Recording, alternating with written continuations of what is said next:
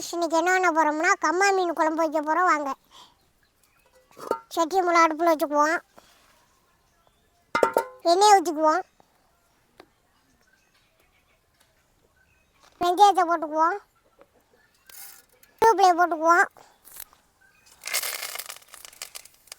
தக்காளியை கொட்டிக்குவோம். நல்லா கரைச்சிக்குவோம். மிளகாப்பொடி மல்லிப்பொடியை போட்டுக்குவோம். புளியை ஊற்றிக்குவோம். குழம்பு நல்லா கொதிச்சிருச்சு. மீனை போட்டுக்குவோம் சட்டியில்.